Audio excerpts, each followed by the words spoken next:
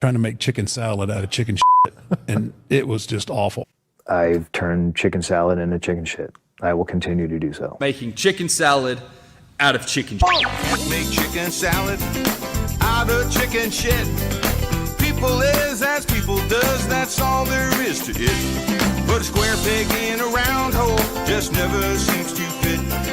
This is Bianca Belair. Hey, this is Kevin Owens. Hey, it's Seth freaking Rollins. It is the man, Becky Lynch. It's Rhea Ripley here, and you're listening to Wrestle Radio Australia. Hello and welcome to Making Chicken Salad, the Wrestle Radio Australia show, where we talk about everything going on around the world of wrestling. My name is Lachlan Albert, and I am joined by these two wonderful gentlemen. First of all, the man behind the podcast, El Jefe. It's Todd Eastman. Todd, how you doing, mate? Good evening, gentlemen. I'm doing fine. How are you? I'm doing well, doing good. We're also joined by the brain behind WrestleBrania. It's Jeff Setti. Jeff, always good to see you, mate.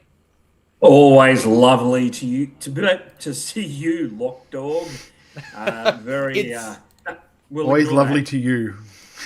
Always lovely to you, Lock. Always lovely to me, for sure. Good to see you, mate. Look, it's going to be one of those nights I'm feeling. We're missing our good friend Jamie Apps, who's off getting some business attended to, so much love to him. But we've got the three-hander this week. We'll manage. Mustache regeneration, I hear. Yeah, that's He's right. doing the John Cena thing. Yeah. He shaved it down and it's coming back thicker. Yeah. He's getting electrolysis for an installation, a reverse electrolysis. I was hearing that they were trimming it off to make toupees for homeless people. See, this is why people come so here. Much mustache hair. Yes, that's why people come here. It's the moustache content, not for any wrestling. Right. Yeah, that's exactly right. It's not that we'll be talking about Adelaide Championship Wrestling's Heart of War 2026, which is the show that we watched this week, which is, of course, streaming free on YouTube, so you can catch that. And it's not for all the conversations about the comings and goings around Australian wrestling and, wrestling around the world, with SummerSlam coming up this weekend and AEW Redemption just gone and the G1 Climax ongoing and, all of that stuff happening. Nothing to do with that. We just want to talk mustaches. Yeah. Yeah. Why wouldn't you? It makes sense, really. Yeah, that's right. And the only one sans facial hair, Lachlan, and I think that's because you're not old enough to grow it yet. I shaved on Saturday, so maybe that's an indicator. Which Saturday? Yeah. No comment. Look, I think if we keep going on this track, I'm just going to get dunked on more and more and more. So I think we need to move on and start talking about Heart of War, this show from Yeah, thanks, bloody DJs. Saturday 2020. Thanks. ACW's Heart of War 2026, a massive show from Adelaide Championship Wrestling, which, there's a couple of... I have to get this in. It wouldn't have been Saturday 2020, bloody DJ. Lachlan hadn't hit puberty at that point. All right, let's keep going. Ding dong. Well done. All right. Thank you. Moving on. Look, this one defends you. Here we go. Wild Angel says Lockie has the ability to grow hair on his head. It's balanced, as all things should be. Thank you, fair. Wild Angel. That's fair. Kapow. That's fair. We're at 6 minutes of hair content. Let's move on. Let's get it going. ACW's Heart of War kicked off with Gyro defeating Renegade. Gyro making his first singles match here in ACW, normally in a tag team with Hugh Beauty. Here getting the one-on-one match with Renegade. Jeff, what did you think of it? Oh, thanks. Thanks, Toddy. Yeah, I really, I thought this was a wonderful opener. They put Renegade over in a big way. They put the medium-sized boy over in a lovely way. And then the match was a nice big man, little man contest. They played into Gyro being a little bit smaller and Renegade's power. There was some really lovely sequences in this. And I think that Gyro has a really, really bright future in ACW as that kind of flippy enigma guy. And I'm really excited by this, as well as obviously the tag team with Hugh Beauty. And I like some of the in-match references to that as well. It was a lot of fun and a really, really good showing for both. Todd, what did you reckon? Yeah, I've got to put over Angus in this one for the commentary. Like the amount of like research he does or has done or just knows off the top of his head to be able to talk about these guys, like to talk about Renegade, Big Boy, even a New Globe Theatre shout out. And if you're an old school like AWA fan, you know New Globe Theatre, and that I literally messaged him after I heard that and went, I never thought I would hear a New Globe shout out on an ACW show. So that was really good. I will say, like, the match was a great introduction for Renegade to ACW, especially since he'd never been there before. Sometimes it's hard to get that across, especially when he looks really good, he works really good. Yeah, the match was great as a little, just an entertaining opener to get the crowd into what wrestling is. And Macho Man Andy Savage is 100% right here. How good does the building look? It looks like a nice space. They set it up really sexy. That's one of my favorite buildings in the country because it's where I debuted. Is that building? I love that building. It's such a good like venue for like live pro wrestling in that indie setting. I think it's, and not to mention that the whole the production that they do now, the production that they've brought in is just great. So good. It's such a good introduction. Well, it's such a good presentation for their product.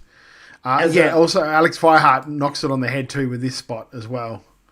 Yeah, I love the gag of Giro forgetting he's in a singles and tagging the ref in. That sort of stuff is just great. What did you think, Locke? I think they hit a really good balance of this being like an exciting, energetic opening match to set the tone for the show, while also having like those fun comedy bits in there, right? Not to, give Renegade too big a head by saying too many nice things about him, but he's a guy who can do anything, right? And you can see here, doing the athletic stuff, but he was also doing the power stuff to make Jiro look like the underdog babyface. But he was also, doing the funny, goofy, let's get the ref tagged in, and then like he fits all of that. And for a guy who spends so much of his time as a babyface, seeing him fit in as a heel quite naturally is really impressive. Macho Man Andy Savage with a great pointing out that vamping from Todd was one of the most professional things this show's ever seen. I really enjoyed his work here, and it made Jiro look fantastic. It made him look like someone that you wanted to see going forward in ACW, which I think is exactly what this match wanted to do. And I think it did a great job setting the tone for a fun night that also had some edge to it, right? And we can see kind of something similar moving on to the next match, which was almost less of a match and more of a segment, with this being Einar the Strange taking on Sir Simple Simon with Prince Apollo. The storyline here being that Einar wants to get his hands on Apollo. Apollo is using Sir Simple Simon as a bit of a human shield here. Einar demolishes Simon and then doesn't cover him. Gives Apollo the chance to come in and save his friend, and Apollo does not take it. That's the story here. And I think that the storytelling that they did was really simple, effective, told you about all of the characters involved. I think that Sir Simple Simon has such a good look for what he's doing here, right?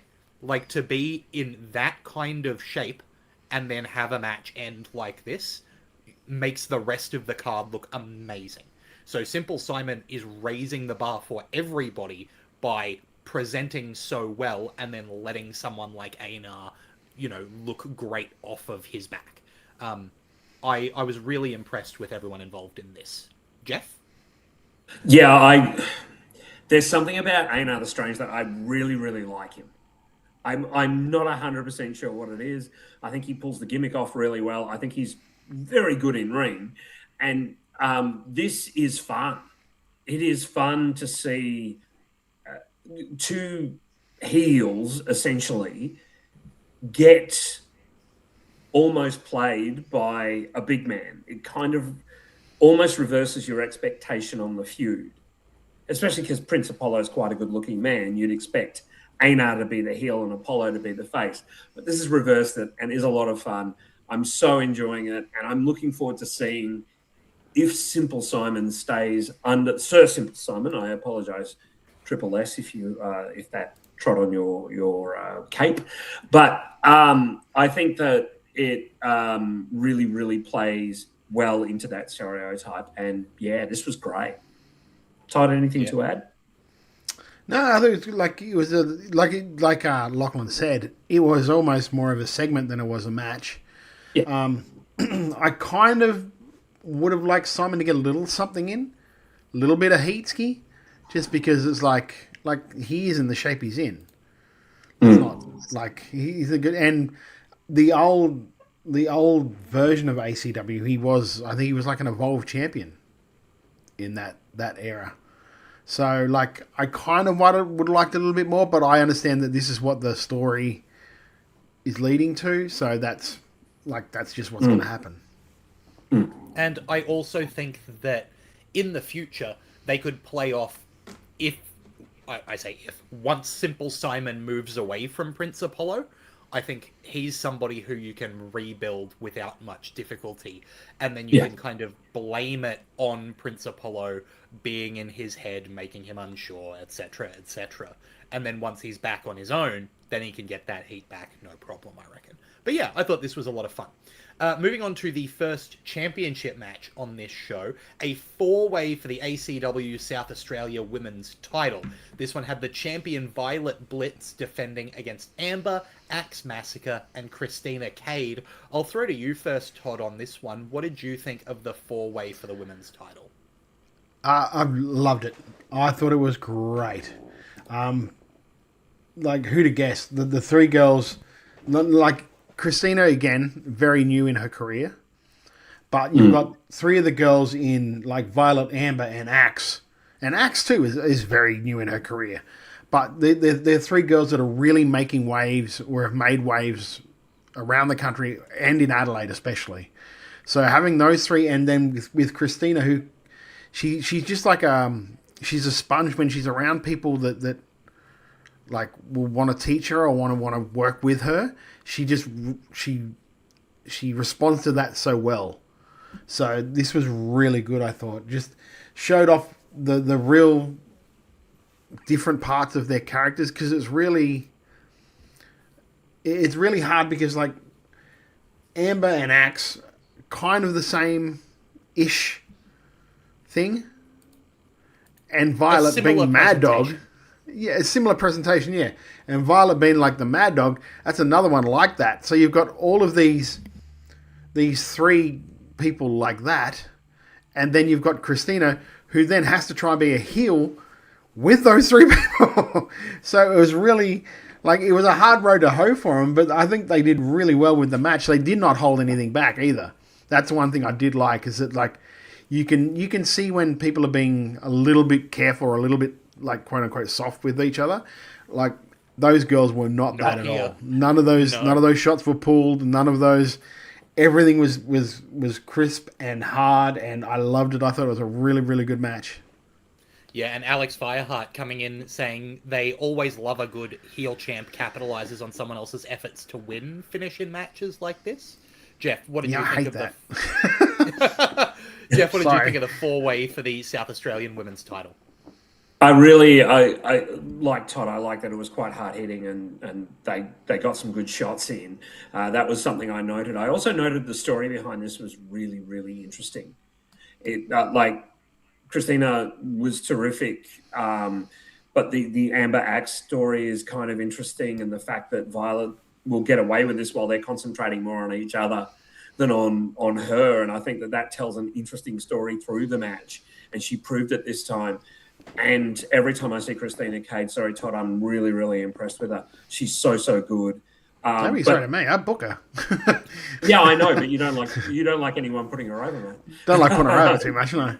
So I thought this was great, and I really liked that the story and the capitalization that Violet did, and kind of the face afterwards, sort of like, yeah, so what? I did it.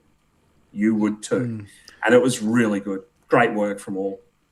And I think Lucky knows though that like when I've got a match, when I'm like quote unquote booking a show and we come up to a 3-way match, normally in either the description or something, I'm like, don't just do the you've hit the finisher, someone throws you out of the ring and pins it, because like let's be a little bit more inventive because everyone does it. Yeah, but like I get it, but it's a tried and true finish. Trope. Yep. Yeah. I just like to try and think outside the box with that because it's like everyone expects that. Yeah, but again, like it's a trope for a reason because it works. Yeah. Right? Yeah. And it gets across exactly what you want from these characters, where Violet is going to capitalize on a situation even if she isn't, quote unquote, the best professional wrestler in the ring, which is the story that they're telling, right? Because the story that they want is Axe can beat Violet, right? And we've seen it time and time again, but Violet keeps taking advantage of the situation to get the win. So it's a finish that just works perfectly to tell that story. And I think that all 4 women in this match we have talked about positively every time they've come up. Of course this match was good. Of course it was a banger, right? You look at the names in it and we kind of knew straight away. And it's so impressive that they were able to make all 4 of them look excellent while also telling that story and also having a banger of a physical match, right? Because you could have had any one of those 3 aspects fall away while trying to do the other 2. But no, they had enough time for the characters to get through. They did enough storytelling. They did enough, like, good physical wrestling stuff. And yeah, all 4 of these women, we always say great positive things about. Violet Blitz has come into her own so much and is doing a great job as champion here, I think. Like, perfectly positioned. Amber as kind of, you know, the most experienced person in this match, is just, the character comes through so strongly. She's able to be everywhere she needs to be. Axe Massacre is a phenom, right? She's got the look, she's got the motion, and Christina Cade, every time we see her, considering that she's also, you know, working through some injury stuff at the moment, like, is just getting better and better and better.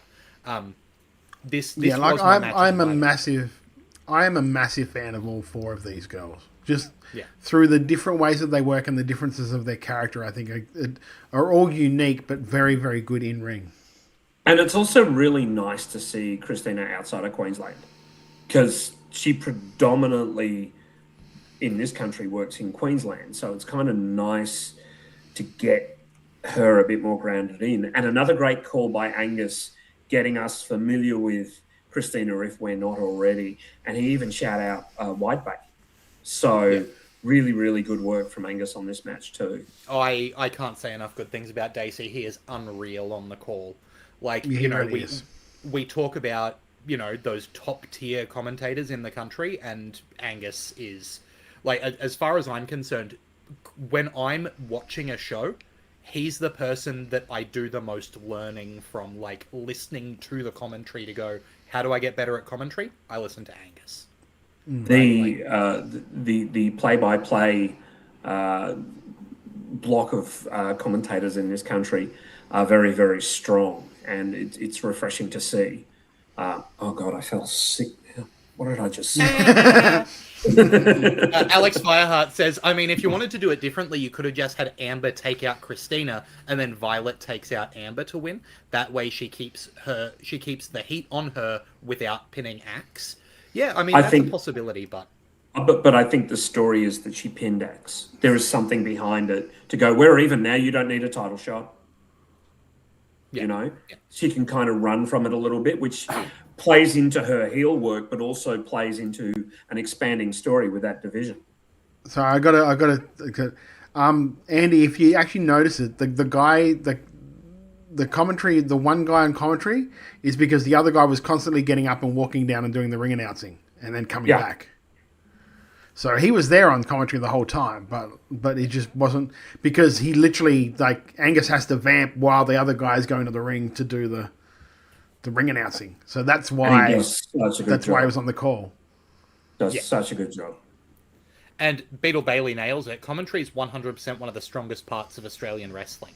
Like, that's the thing in Aussie wrestling, is there's competition everywhere.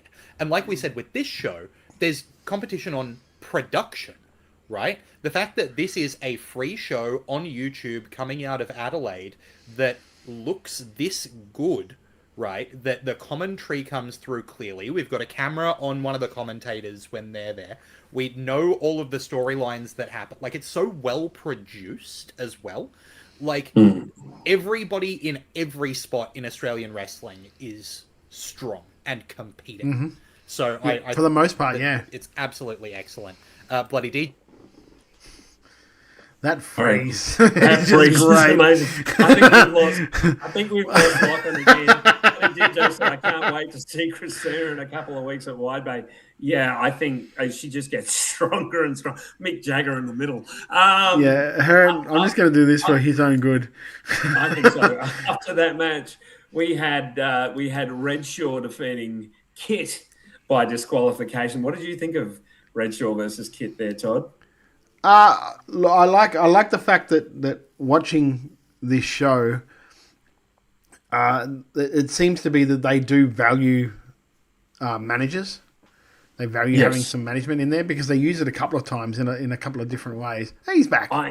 I am sorry, I skipped a match. I meant to say, what did you think of Nick and Balls of Nick Armstrong and Will Gibson? Oh, geez, you did skip a match, didn't you? Defeating Kings of Ruin of Havoc and Zach Sabbath, and the Heat, the mysterious Bongo Sowers, and the intrepid Vincent D. Maria. What did you? I dropped out for 5 seconds and it's off the rails completely. Yeah, but you went like this. You dropped out like this. Good stuff. Hey, if that's not proof that you've got to be here at 7:30 p.m. Australian Eastern Standard Time at twitch.tv/WrestleRadio Australia to see the video version of this podcast, I don't know what is. What did you think of this match, Todd, the tag match, mate? Well, ask Lachlan, because we don't know if he'll be around for much longer. Yeah, Lachlan, what did you think of the tag match, mate? I think that this match did a really fun job of having the Heat be part of the match, while for big chunks of it, just there as comic relief, right? They made impactful moments with, the big crossbody from the top from, I think it was Bongo taking out just about everyone in one move. But the majority of the match was Nick and Balls and Kings of Ruin putting on a belter, and also the Heat are there for a laugh, which is a really fine needle to thread, and they managed it. I think this version of Kings of Ruin with Havoc and Zach Sabbath is just always so good to watch. Always so good. The quality of their work is immense. Nick and Balls, I think, is a really fun, solid team, because you know that they've got that classic dynamic of the heavy and the technical, which I think they do a great job with. And man, you can't say enough good things about Bongo Sowers being in this different role. Whereas it's like those guys took an acid trip and then went to ACW. Yeah, just those two, or that group. That group, it's like that whole little group. A totally different person that shows up. Like I'm very. By the way, let's pull back the curtain for anyone who hasn't seen the show. Bongo Sowers happens to look a lot like Banjo Powers. They may be twin brothers. I'm not sure. I don't see it, mate. Yeah. Just in case anyone was feeling a little out of the loop there.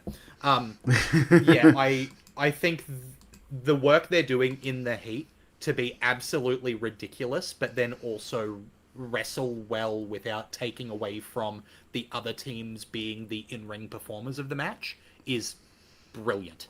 Macho Man Andy Savage says, was this the match that went into the crowd? If the lighting is so bad that commentary calls it out, probably don't do it. No, that was the main. The main? That was the main. But the main kind of had to for what it was. And there was a bit of transition through darkness that then was into a lit area.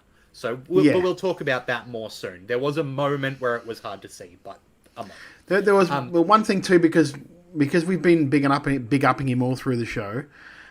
Angus when the Kings of Ruin, he's pretty much talking about them like they just decided to form. Whereas, like, well, we know these guys have been a faction for a fair while now, so I don't know where that's coming from, considering they kind of acknowledge pretty much everywhere else.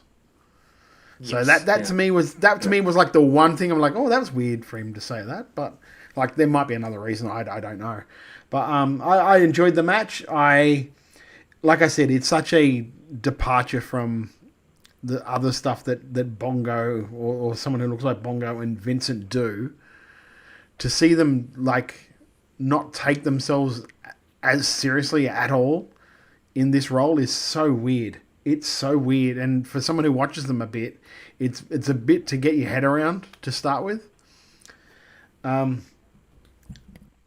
you could put Nick Armstrong, Will Gibson, Havoc, and Zack in a ring, put them in a phone booth with each other, and just have them go at each other, because that's every time they're in there, that is just like Alex Fireheart nailing it, saying the opening salvo with Havoc and Gibson was like Jesus, hitting each other like they owe each other money. Yeah, 100% right. There's just like, I mean, there's also a commentary slip that when number one, yeah, but I don't think they were champions when this was filmed. Couldn't tell you for sure whether Nick and Balls were number one contenders or champs, like depending on filming dates and putting things on. Yeah, I'm not quite sure. Because something to remember is that with production, like, and again, so I did some commentary work for Integrity Pro because they had some issues with recording their commentary. And so the show I recorded that for ended up going live on YouTube after the show that took place later. So you end up with these weird situations when things go up, especially across two different companies. Like, I couldn't tell you for sure what was recorded when. Yeah, and that's the thing. That's the hard thing to do with it. But, like, I'll take those little slip-ups if you're giving us the background of everybody. Like, I like the fact that, and I've always encouraged Lachlan, you can mention any other companies. It doesn't bother me. Like, mention them, because it's always just like you're putting over their accolades. You're putting over how good this person is in the ring. So why wouldn't you say, hey, this person is the current Pro Wrestling League champion. This person is the current, like, open weight champ. You know what I mean? Why wouldn't you do that? Why wouldn't you say that's what this person's doing in other places? Check out what they're going to do here. And the only time that I think commentary has to be careful with, and I know we're talking a lot about commentary here, but Angus does a great job. It's a good opportunity to. The only time that's worth being careful of, if you're in a situation where someone like Simple Simon is a champion elsewhere, and then you come on this show and he just takes a barrage, you don't mention that. You don't mention it. I mean, obviously it's done person by person. And as Future Shock says here, unless you're beating the champion, there's no reason not to mention them. And exactly. You're quite right. You're quite right. I remember I always had this convo with Brooksy in RCW. He'd come up and he goes, am I wearing the MC tags out, champ? And I'm just like, are you winning? He's like, no, then don't. All right. By the way, Todd, very good interview with Brooksy this week. People should tune in on that one. He puts over a whole bunch of people, and it's lovely to hear him just shoot the shit with a good mate for a while, because that's what it felt like we're eavesdropping on one of your phone calls or something. So a really nice piece. It's hard to be an actual interviewer when it's a mate like that. So. But it worked. Yeah. It was to the actual interview's advantage that it was that way.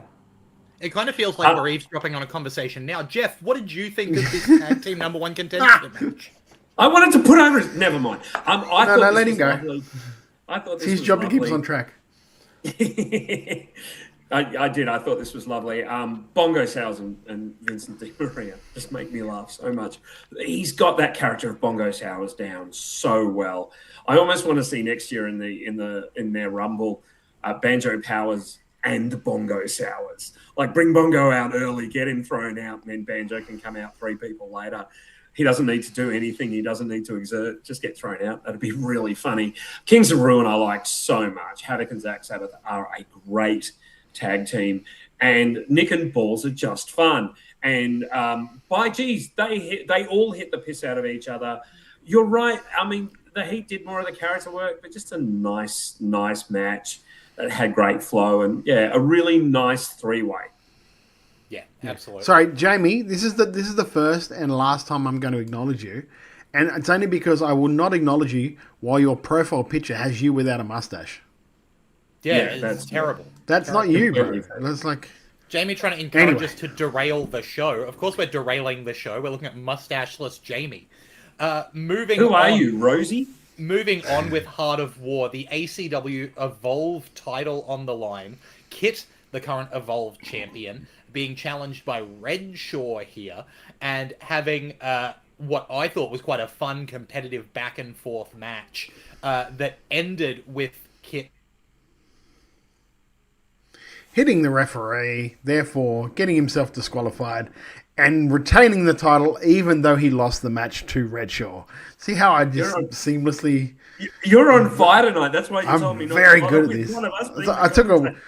I took a week off. See, I'm good to go now. I've got the internet going and I'm fine.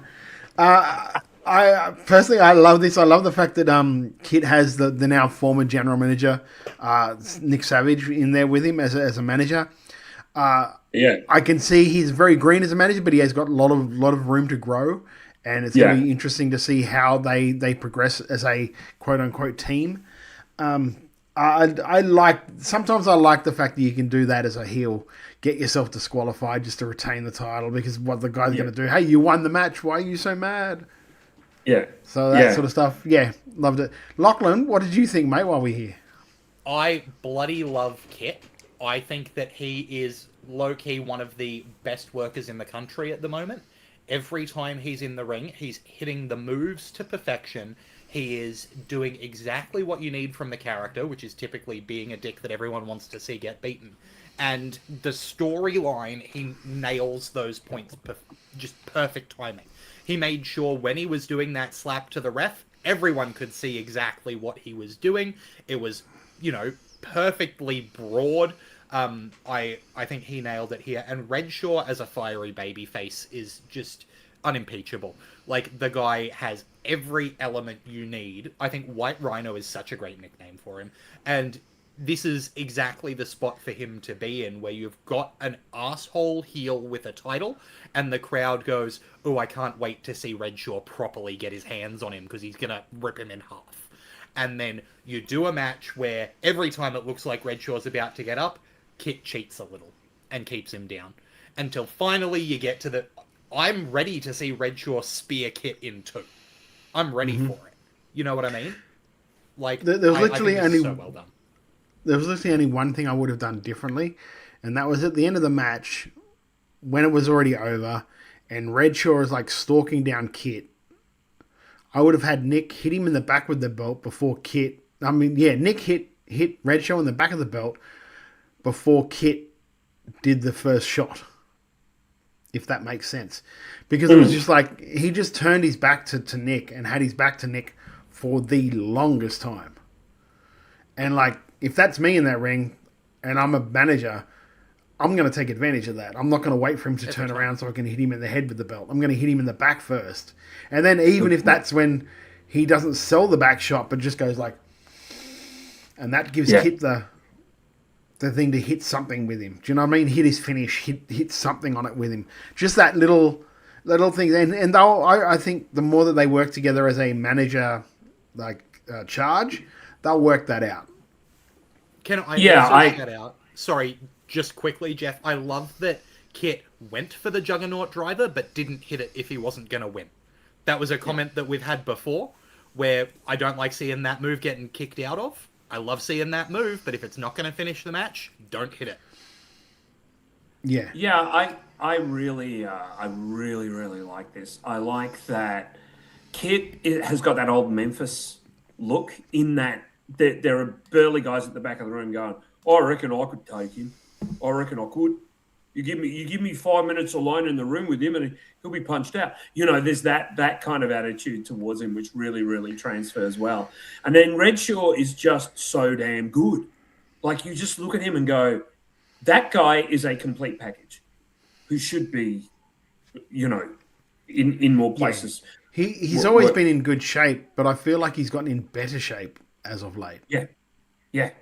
He looks incredible. He moves well. He's both a good power and scientific wrestler. Big fan of Redshaw, but I like this because this is not over. This is a good story that they're running well. And as Alex Fireheart says, they did love that Down Under comes out afterwards. No buggering about. Next show, Triple Threat. Yeah, it was a really nice piece of work.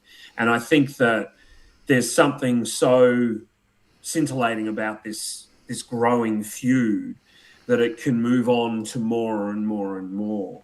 Is there anything else you want to add there, Todd?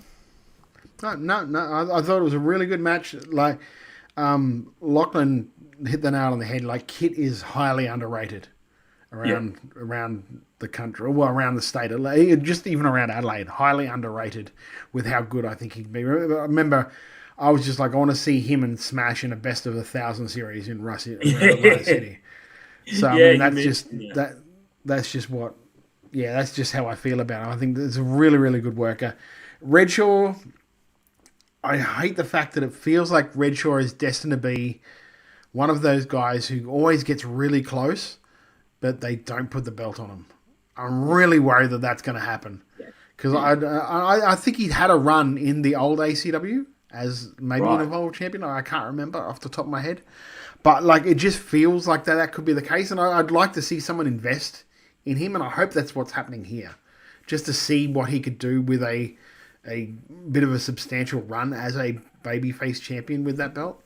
But we'll get to see. Like, I really enjoyed it. The thing I really did enjoy, and this is probably for a personal reason, is the next matchup was War Pig with Mike Boomer defeating Mr. Cliff. I know the guy who is behind the War Pig character. I've known this guy since I've been in wrestling. I love this guy. I think he is such a good worker.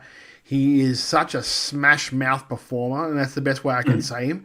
He is just a rough and ready, old school throwback type worker. Loves laying it in, and I think he is just such an awesome dude. He had been off wrestling for probably about 8-ish years because he blew out his ACL, and then but just come back because when the vignette started happening, I didn't know who it was, and then he messaged me and go, "Have you seen these?" And I've just gone, "Is this you?" And he's like, "I thought you might have picked it up." So I had no idea, mate. No idea, but I love the fact that you're back. And that's going out to him, and he's the only one who's talking about it, and the guys that know who's behind the mask will know, but that's just going out to him. I love that he's back. I love that this character seems really, really interesting, especially with Boomer as like the Svengali sort of like really different like presentation of Mike Boomer. Loved it. I thought it was great. And Mr. Cliff he took an ass beating in this one. Oh, Jeff, God, what do you think, mate? Mate, I loved it as well. I mean, obviously, I have no idea who War Pig is. I don't know. Could be Jesse Lambert for all I know. But he is a good big man. He is a very, very good big man. Yeah, I just thought of someone who was the complete antithesis in body type to War Pig, which is why I said it. I agree with you. Mike Boomer is wonderful in this role. Absolutely fantastic. And of course, he's had such a great career that he knows exactly what to do and when to do it. And he knows how to get heat from the crowd and make War Pig look better for it. I was really, really impressed with this. And, Mr. Cliff, a bit of a show favorite, he lost nothing in losing this. He lost absolutely nothing. He looked great because of the ass whooping he took. It was just really, really nice and really good to see this go down. I do think eventually War Pig will need to lose the mask, but we've got a bit of time for that. Yeah, we had a chat about the mask when he was showing me all the stuff, and I'm just like, is that going to be like? And then like, it's going to work out, I think. Michael Lee here, just justifying my thought. Once the P plates come off Jesse, who knows what he evolves into next? Even a war pig. Lachlan, what did you think of this one, mate? Hoping you can stick it out. Here we go. Let's hope I can get through this bit. I thought that this was a really impressive, hard-hitting match. I am interested in what Mike Boomer is doing. It's very different to the last times we've seen Boomer, but he presents very well. And exactly like Alex Fireheart says, who said, I was a bit apprehensive of the idea, but the mask looks good, and I'm a sucker for big guys who hit hard, so I was won over very quickly. My thoughts exactly. I was not necessarily a big fan of the post-match plastic bag choking. That, to me, a little far. Not something I'm a big fan At least of. they didn't overly do it, though. You know what I mean? He wasn't on very long. It was on there for about 6 seconds and then whipped off, so I didn't mind it so much. And I definitely recognize that they knew that it was a big deal. They treated it as a big deal, and they didn't let it overstay the welcome. It's not for me. Flavors of ice cream, right? That's the kind of thing where I go, icky. Family-friendly promotion to an extent, right? I don't want kids. I kind of like that it is a family-friendly promotion, and you've only got 1 or 2 guys that will go there. Yes. Right. And, do you know what I mean? So the fact that they're using it as seasoning with a light touch, I'm going to shout out. You know what I mean? If it's not for me, I appreciate that. All right. At this point, I just want to shout out Anthony Lucero, who's become a subscriber. So thank you very much, Anthony. We don't often shout it out, but we're not always told when a new subscriber joins. We have again lost Lachlan temporarily. He is so shocked. He was so shocked by the plastic bag. Look at him. It looks like he's Jim Cornette having just watched a John Moxley match. I mean, come on. Lachlan's back. Alex Fireheart says, the only problem I had with it was no one immediately coming out to chase them off, given how serious the spot is. But if it was only for a few seconds, it could have been worse. It could be worse. Yeah, that's true. Yeah. You do actually wonder about that. But then again, if they've only got 1 or 2 referees out the back, it doesn't really make much of an impact if 2 guys come running out. Yeah. Yeah, to chase off guys like Warpig and Boomer especially. I think I would have liked to have seen Down Under run out and Warpig kind of just look at him and Down Under kind of back off a little bit. Just to kind of give a big man passing of the torch type moment. But then that's stuff that they can build to later on. True. Do you know what I mean? So, that's stuff that they can, because I believe this was the debut of the Warpig character as in ring. So for those of you that watch ACW, that go to ACW, you are in for a treat with him because an amazing worker. I am such a fan of his work, and I had been before he went on his break. I'm such a fan of his work, and you guys are in for a treat. Yeah, that's awesome to hear. And honestly, seeing a big man that moves that way and can lay punches in that way, I don't think that anyone's going to be going, oh, no, that's a shame. Everyone likes that style. Yeah, and then moving on, a return to ACW for Mickey Fortune to take on an ACW debutante in her sister, Kira Summer, from TJPW over in Japan. I thought this was a really interesting sister versus sister match. The fact that they got their other sister, the youngest of the Fortune sisters, involved on the outside as well. This was a lot of fun. I think that Kira Summer has a really bright future. Obviously, Mickey Fortune is one of the best in the country, and we've been saying that for a long time. I think that this was a lot of fun, and I'm keeping it quick before I glitch out. Jeff, what did you think of Kira Summer versus Mickey Fortune? I thought this was a terrific story and match. Obviously, Kira Summer wrestles for one of Japan's predominant Yoshi promotions, so she's always going to be quite good. And we say a lot about Mickey Fortune. Go away, Jamie. That's terrible. I wouldn't even make that joke. Sorry, I have to do it now. You've acknowledged it. Yeah, I have to. Adelaide. Jamie in the chat. You know, Jamie, there is a platform where you can actually come on and say these things. I don't know if you know about this, but there's even a link in a chat maybe you could have done.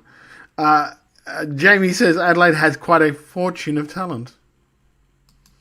I had to say it like that. Do you want to do the boo? No, I don't. No, I don't. Because I'm a fan of puns. Yeah, wasn't great, Jamie. But the match itself was fantastic. I love the little appearance from Mama Fortune at the back, kind of getting in there and looking a bit intimidating towards Mickey. We've lost Lachlan again, by the way. Yeah, it was a really, really lovely piece of work. Both looked fantastic, and the family interactions were a delight. Todd, what do you think? Well, I'm not going to lie. It was a bit clunky to start with. There was a couple of little just missteps, it was like when they were trying to, like, you could tell that they were really wanting this to be good. And I think sometimes when they do that, they get in their own head. And that's when you get that little bit of clunkiness, there was a couple of things that were just a little bit off. But once they got through that, the match was great. Macho Man Eddie Savage says, I initially cringed when they involved the third sister. It may be the best non-wrestler family involvement I've seen in wrestling. For a second, I thought I had to double check myself. I'm like, is she training too? I can't remember. Like, do you know what I mean? But I don't think she is. I think great because it brings that little extra bit of heat into a match that wouldn't normally be there. The fact that you're arguing with your sister, the fact they're doing that stuff, and Mickey just seems to be loving the fact that she's just being a complete bitch to her family too. She seems to be loving the character she inhabits at the moment. Like, she's just a uber heel in RCW when she's around, and absolutely great heel work in this match from Mickey. Yeah, she's very comfortable being a heel. You can very much tell that Kira works predominantly Japanese crowds. Just by the way she interacts with the crowd, the way she sells certain things, when I say sells things, like works the crowd, very, very like this. I'm working to a Japanese crowd. I don't know if you caught that either, Lachlan, or not, or 100%. It just plucked straight out of a Joshi promotion. That's where she's done all her work. It's not a surprise. Yeah. So, I thought the match was fine, but it was just, like I said, there was just that little bit getting out of the gates clunkiness. But then after that, I thought it was great. I want to see the two of them mix it up again, because I think the second one will be a lot better if they do. Oh yeah. Yeah, absolutely.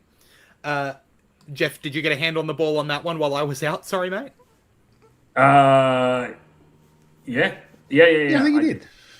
Yeah, he did. Thank you. Great.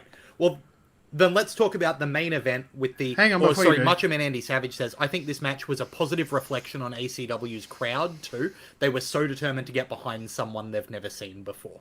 Which I think is a challenge, because you've got... Mickey is a long-term, hometown, great wrestler who everybody loves seeing in the ring, and this is their first time seeing Kira Summer wrestle, and yet they really, got behind Kira in this match. I think that was excellent work. And Alex Fireheart's exactly right. TJPW presentation is more cutesy, so some of her gesturing and stuff can throw people off in Aussie crowds. Yeah.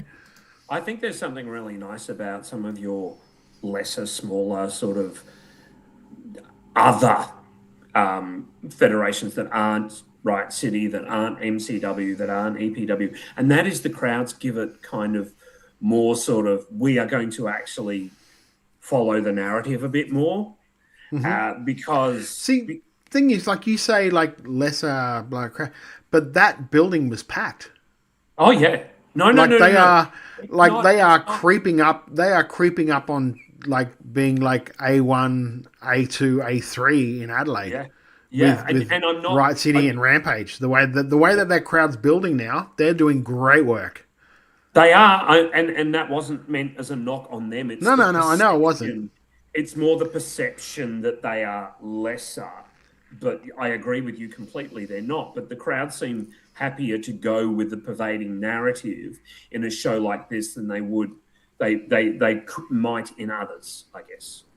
Yeah. Yeah, very true. Moving on to the main event, or co-main event with Sister versus Sister, was an ACW heavyweight title match. This one, last man standing, with punch-drunk Istria trying to defend that title against Dean Brady. I've made no secret of the fact that I don't like last man standing matches. I think they are a bad format for wrestling, because I can tell you that even when there's people that I'm excited to see in the match, until the ref gets to a count of 7, I don't need to bother looking up, right? Because they're going to have to beat the piss out of each other for a while before it's even any threat of the match ending.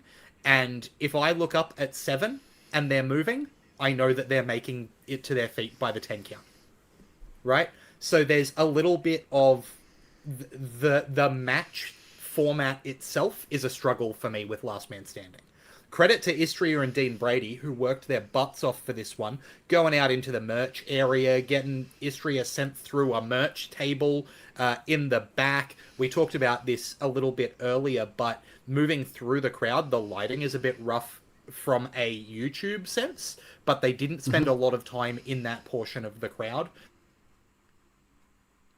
Yeah, they did move to a lighter section of the building pretty quickly. See, I got you back here, Lachlan. You don't even know it. He's back. He's back. He's back. back. Yes, he's back. Yeah, they moved to a lighter section pretty quickly. No, he's gone again. But all up, I thought this match was terrific. Really hard hitting. Istria, whether it's Punch Drunk or AJ Istria, is so good at being credible in any match on the card. If you put him in the opener, he's completely credible. If you put him in a semi-main, he's absolutely credible. And in this match, it was fantastic. I loved the ending. I thought the ending was clever and smart and really, really fun. And a really nice main event that differentiated itself from the Kira Miki match to have the double main event be a true title. Beautiful stuff. Great stuff. Todd, what did you think, mate? Yeah. I hate actually reading this, but Macho Man Andy Savage says, I agree with Jeff. Adelaide has had a big 2 for longer than I've followed local wrestling. It's almost become a big 3 in the space of a year. That I 100% co-sign. I think they're doing so well, ACW, in the way that they've grown. Alex Firehart also picked up something that I was going to bring up too. Also kind of weird that a 10 count near the end felt more like Istria had 10 count to get back in the ring rather than to stand up. That's what I thought too. Like there was a part of that when I'm just like, hey, did I miss her? Did I miss something here? Because he's standing and walking towards the ring right now. So he's standing. Why are you still counting, ref? So I don't understand what that was. Other than that, these two beat the piss out of each other. Yeah. I think it was great. Like, and I actually want to see that look, that like tank top look on Brady more, because I think that looks great. That black tank top with the black jeans, I think that looked friggin' awesome when he came out. Loved the smart little, before the bell rings, Violet attacking Istria so they could get the upper hand coming into it. So like starting from before the bell even rings, it's like we're in. You know what I mean? It's like Istria is always like already behind the 8 ball to do it. Yeah. We've lost Lachlan this evening, sadly, due to internet issues. So Todd and I is he gone? He said he's wondering if he should call it. I don't we'll hang know out if he doesn't. Yeah, we'll hang out. If he comes back, he comes back. If he doesn't, he doesn't.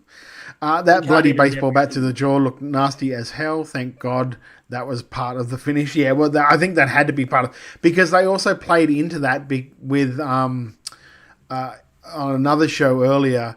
Dean Brady hit Hugh Beauty with that, which had taken him out of action for what they say is the foreseeable future.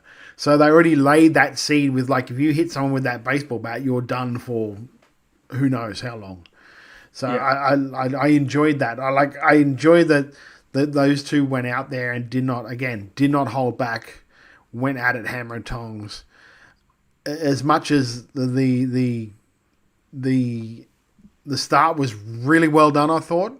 The fact what I brought up earlier with Violet being in there and doing that stuff, because you're already putting Istria at that disadvantage, which is such easy storytelling to tell for the rest of that match. But yeah, I thought this is a really, really great main event. There we go. Yeah. Jeff, what did you think, my friend? As I said, I just adored this. There was so much hard-hitting stuff between the two of them.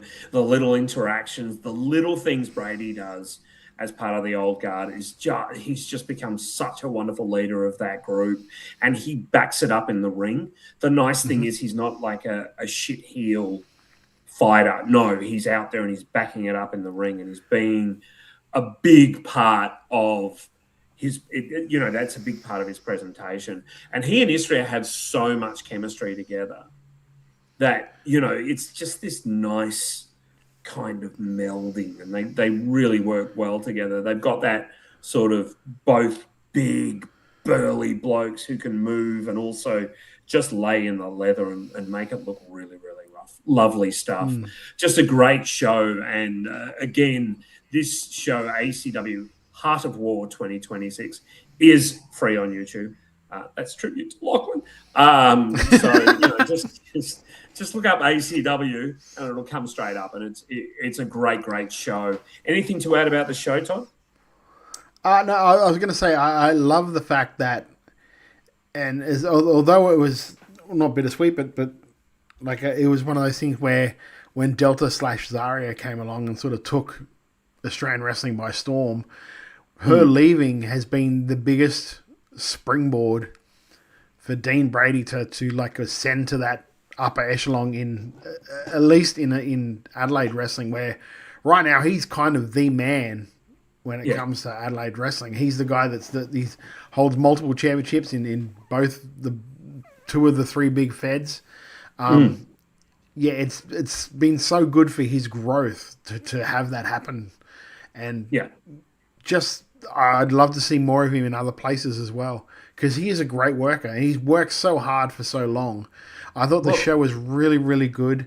I messaged the owner and just said, "Mate, you are putting on a great product. Keep it up. You're doing so well." And I don't really do that very often, but it just thought, and because I have a sentimental attachment to that building as well, of course, it's just like I love seeing good wrestling coming out of that building. Well, you got me to ask Rhea Ripley about that building, if you remember correctly. So I know how dear it is to your heart, and you said it as well in the interview with Brooksy. So you can get this one free on YouTube, but what you can also get is you can get yourselves to a wrestling event this weekend. Special thanks to our good friend Michael Lee at the Australian Wrestling Community Facebook page. In New South Wales on Friday, July 31, Harbour City Pro Wrestling High Tide is at East's Bondi Junction in Sydney. Saturday, August 1, Newcastle Pro Wrestling Shattered at Hamilton Station Hotel in Islington, and VCW Vulcan Championship Wrestling also on Saturday, August 1. At Homecoming at Club Central Menai. Queensland sees Atomic Pro Wrestling Elevation at the Powerhouse up there in Toowoomba, and Lucha Fantastica. These are all on Saturday, August 1. Lucha Fantastica Exotica Battle Sunshine Coast is at the wonderfully named Banana Bender Pub in Palm View. IPW Australia also presents Titans versus Warriors pre-show. There he is. At Seabus. I'm trying to do what I can here. Saturday, August 1 has Riot City Wrestling's Mean Street Mayhem there in South Australia from Riot with Love at the RCW Academy in Kilkenny. Saturday, August 1 sees New Horizons Pro Wrestling over there in Perth, Australia, part the greatness at the Coburn Youth Centre in Success. Victoria, here in my state, MXW Pro Wrestling Extreme Intentions is at Lara Hall on Saturday, and Renegades of Wrestling's Indestructible is at the Renegades Arena in Essendon. That's a great card.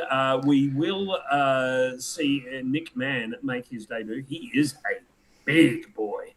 Nick Man. Well, it's Gore. Yes, it is Nick. It's Gore and it's Nick. He's a big man.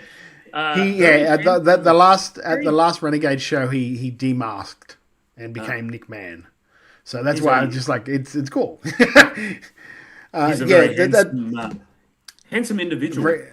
It'd be covering with that mask for so long too.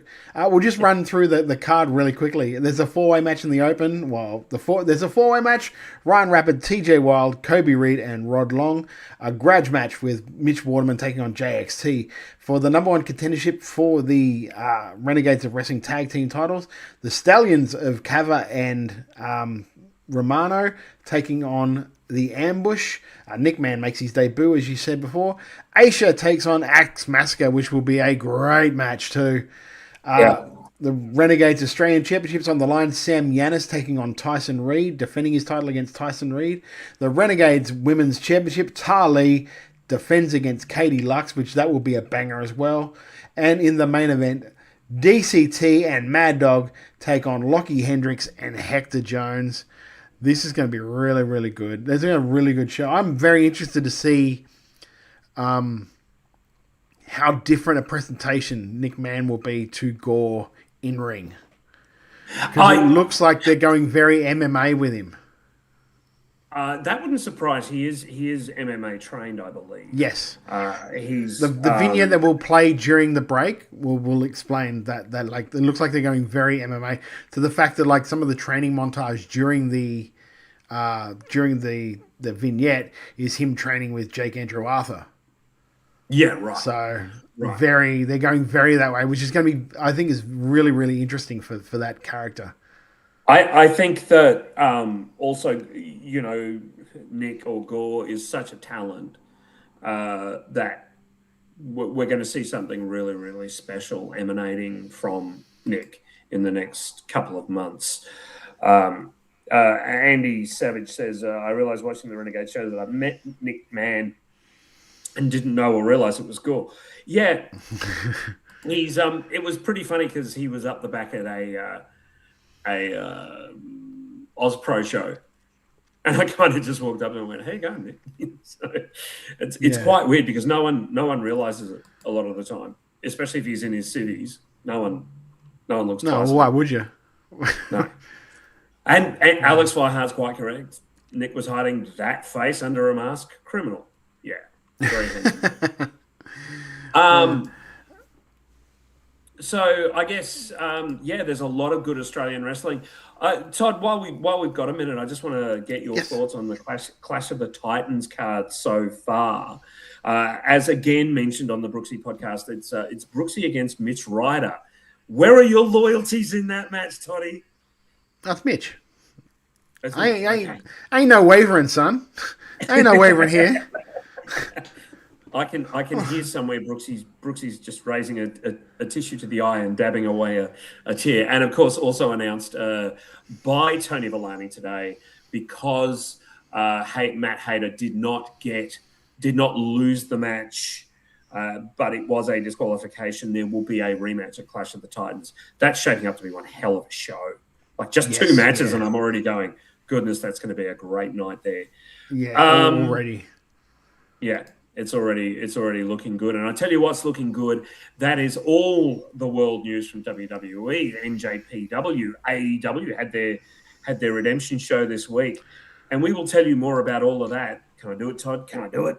Well, hang on a sec. But before we do that, the outbreak, you'll see there'll be some interviews. There'll be some vignettes for the upcoming Renegades of Wrestling show. I've got a little excerpt from my interview with Adam Brooks to check out. And we'll be back right after this. You can do it now. Do it. Right after this.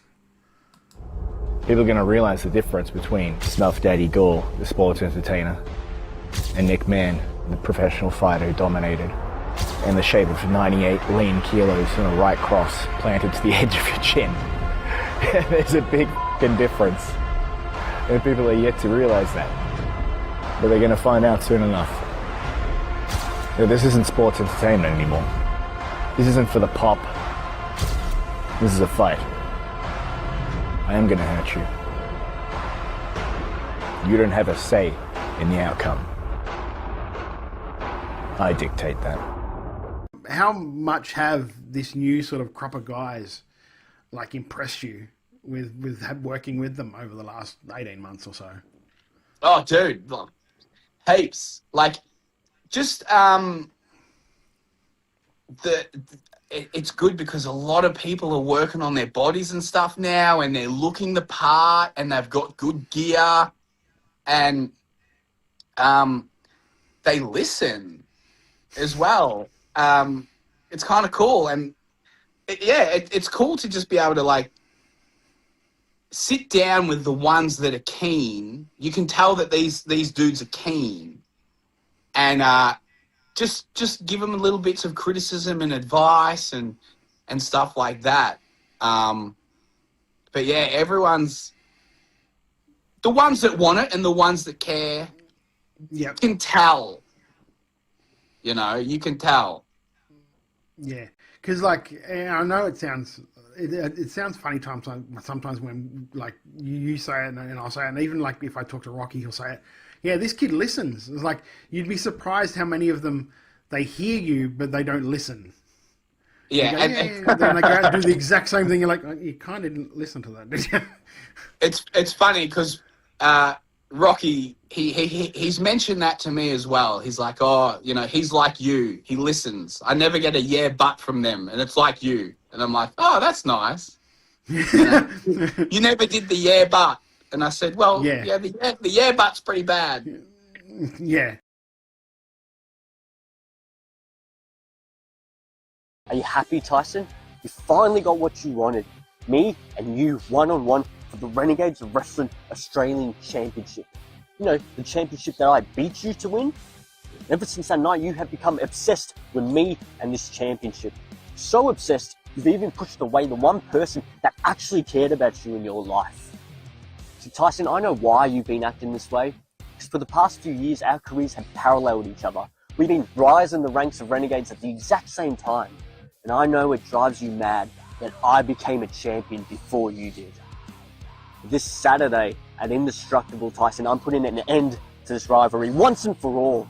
And I'm going to prove why Sam Giannis is better than Tyson Lee. Oppa. So you want to know why I attacked Mitch Waterman? Who is that? JXT? This has been brewing for the past 15 years. From day one, you've been trying to take everything away from me. You stole my fans, my look, my merch, my identity. You stole my life. After years of stealing from me, Mitch, the reason that I attacked you is because it was about time that JXT stole something from Mitch Waterman. Ah, it's Mitch Waterman! What's that? Ring the bell. Mitch Waterman is furious at what JXT did to him. Why'd you cost me the world title, Josh? I was interested to hear, and what did I hear? Mitch Waterman copied me! Oh, Mitch, you're not a real football player. I'm a real football player. You can't even kick a ball. Let's put that theory to the test. One, you look down, find those tiny little balls, get in the ring, and I'll kick them so far up your throat, you're going to be coughing up JX kids for a year. You cost me the world title, and now you've got an ass whooping coming your way. On August 1st, that is going to be Mitch Waterman versus JXT. And Josh, I'm going to kick the shit out of you.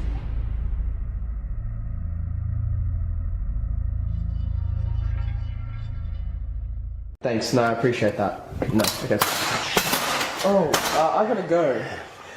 I need someone. I need something. Teams, men, I don't care. I need something. Give me something. Tell me we've got something. Okay, well, I just got off the phone with management. Okay. At the next show at Renegades, we've got Cavill Romano for the #1 contendership for the R-Tag titles. So we've got a chance to go back. Okay, that's perfect. That's fine. That's fine. Okay, we will welcome them to the tag team division. We will show them who the ambush are, and I will break them. Thank you, Jarvis. That's exactly what I wanted. Thank you for that. That's good. That's good. That's good. Dude, we just lost a tag title. Don't be so aggressive, man. Just wake up. Hey everybody, it's the Rated R Superstar Cope, Adam Copeland. I got a bunch of handles. Anyway, call me what you want, but you're listening to WRA, Wrestle Radio Australia. Hello and welcome. Did you cut that short? I was about to start singing "Lonely." I'm so lonely. Hello and welcome back to Making Chicken Salad this week, where Todd and I have got a bit stir crazy because Lachlan's first half of this show was absolutely incredible. He froze more than he spoke, but there you go. It's been a big week internationally in WWE. Raquel Rodriguez defeated Sol Ruca on Raw to win the WWE Women's Intercontinental Championship. It's always good to see someone like Rodriguez, who's been around for such a long time, win her first individual title on the main roster. Yeah, it's interesting. It's I don't know if it's great for Raquel. Don't get me wrong, but I don't know if this is a vote of confidence for Sol Ruca, or if it's like maybe we gave that to her too quickly, or maybe it's just like we're taking it off her to give it back to her at some later stage of time. I'm not too sure. But it was a shock when it happened, because I was like, yeah, this is just going to be your patent standard match here. Sol's going to get the win with a Soul Snatcher, and we're going home and keep going on to whatever happens with maybe something happening at SummerSlam. But no, it didn't happen at all. She walked off with that belt.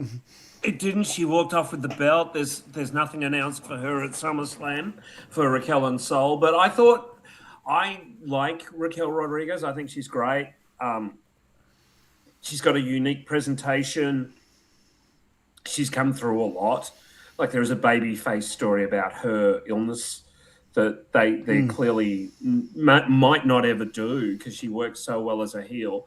And I really like the way she works. I think she's a solid worker. She's a good worker, and big fan of Raquel. So I was happy to see this. She got so much better after Kevin Nash criticized her. Yes, she did. Podcast. Because she listened. So much better. Yeah. Because she started working to her size and not to everyone else's size. Yeah. And I think that's why she'll predominantly be a heel, because she probably works better in the current environment as a heel. Speaking of heels, oh my goodness. On NXT, 8 minutes of Grayson Waller cutting sick. A bit of a pipe bomb. CM Punk called it out. Several other people just wrote 2 words as tweets, or X's, or whatever you want to call it. Grayson Waller. Todd, what did you think of this promo? Definitely a good character reset, and something where it kind of feels like they've said to him, just go out there and like air your grievances, air what you've been doing, of course in a structured way. Yeah. And he proved why he got so far in Australian wrestling with that promo. With just the way he did it. The biggest thing that was causing waves was, and I know that like a couple of TNA wrestlers got an up in arms about the TNA comment. Like, being the world champion in TNA is being like the best basketball player at a JV, at a YMCA. A YMCA, yeah, I like that. I also really liked, I was tagging with Marty Jannetty, afraid of a microphone. I thought that was so funny. Like, he came out with some, whether he did or he worked it up with Sean or whomever, he came up with some absolute zingers in that, and he was 1,000% correct when he said that the women's roster has outshone the men's roster of late. I don't think that anyone is surprised at that. I also think that this is possibly his last grasp of the cherry in the current environment in WWE, as it is, unfortunately. But I really, really like that this is a tweener. Right now, he is a tweener, because he's certainly getting pops. I don't necessarily agree with that, because someone as talented as, I can say that about a lot of people that have been released in the past. But a guy like Grayson always finds a way to make himself valuable to a promotion. And I think he'll always find a way to make himself valuable to the promotion. And also, like, he's in NXT now. He's doing this kind of gimmick. I know a couple of guys that happen to be leaving Australia kind of soon to show up in America. I don't know where, would be kind of cool if they showed up with him. Yes, it would. Yes, it would. Absolutely. That was one of my thoughts as well during the week, that maybe there's a fun little stable of Australian talent wherever they end up to sort of build, because if they're going to a major promotion and not just working indies for the next couple of years, on WWE, they would fit in with Grayson Waller, and on AEW, they'd fit in with Buddy. Yeah. Yeah. Let's be honest. So, it could go either way. The biggest thing is the follow-up from this. Like, it's been a great opening to this new wrinkle of Waller. It's the follow-up that's going to matter. Like, if he's come out and said, I need to win this NXT title, this is the thing that's going to help me, because the way he told the story, I think, was great. He was like, I realized I didn't get the boost I got when I went to the main roster because I never won that NXT title. All the guys that have won that title, something got put behind them. And I got put behind the Marty Jannetty who's afraid of a microphone, and then had to pretend I was in a funeral for a year. Yeah. Yeah. So the follow-up is going to be as important or more important than what this opening promo is. Well, I mean from creative, not from him. I think I wrote in our chat that, if they back this up, it'll be fantastic. It'll be really, really good. Well, I mean, hands down, like, if he's rejoined the NXT roster, he is hands down the best promo in that roster. Hands down. Like, there's off the top of my head, there is no one I can think of right now that could go out there and cut a promo like him on that roster, which means he is exceedingly valuable. There are two people who are connected with NXT who could, but no one on the roster. And those two people are Shawn Michaels and William Regal. So he's in good company. He's in very good company. I'll tell you what was good as well was the New Day animation, the unicorns breaking free, for want of a better word. It seems like everyone has been talking about this over the last 24, 48 hours. Todd, what did you think of the animation? Yeah, it was very, very pathetic. I liked it. I thought it was nice. Typical, Woods, so it was like manga on style. Yeah. Animation. Yeah. The Big E, Jamie said the Big E moment almost made me cry when they run past the unicorn with the broken horn. Yeah. And it was animated using AI. It wasn't? Do you know that for a fact, Alex? Or Alex, is that confirmed? Because I think that Woods would be someone who does not value AI. And I think they would have put something up saying this was used with AI. He's a very influential Twitch streamer, Austin Creed, and he would know someone who would do that for him, either at mates rates or something. I really don't think it's animated by AI, Alex. I just want to pull this one up. Wild Angel says, as much as I want to see the dropouts work with either Buddy or Maddie, I would want the squad to make sense. They make sense. They've been friends for years. When they came to America, they crashed at Maddie's house. And they trained with Buddy. Yeah, they trained with Buddy. Yeah, but they he's bringing in his friends to help him now. These guys who can actually work. These guys from the indie scene, which I love, and who aren't afraid of talking to a microphone. Perfectly. Jamie says they credited an artist. Yeah, thank you, Jamie. If they credited an artist, then it was absolutely not used. It was not using AI, and I don't know. I think the designer says he's done stuff with AI, so Look, where do we draw the line though? If the guy is drawing the art himself and then using AI to animate that art, is that now a bow we're drawing? No, from my perspective, what he's doing is the animator is still drawing the original images. Yeah, and I mean, if he used AI to polish animation and things like that, I don't have a problem with it because he still designed the images. So the images I was going to say, for him. If I'm an artist and I'm drawing these stuff, and then like I don't know how to do animation, but this tool lets me do animation, then that's still I feel that's still my property. That's still my intellectual property. That's still and I should be allowed to do that because it's not like I'm taking a job from somebody because it's my art. No. I agree with you completely. That's just the way I feel about that. Like, I completely understand the music. Like, that whole stuff, completely understand that because it's not you singing, that's not you playing any of the instruments, that's not you doing any of that other stuff. If he is creating all of that art, creating that thing, and then using a program or something to animate that art, I don't see an issue with that.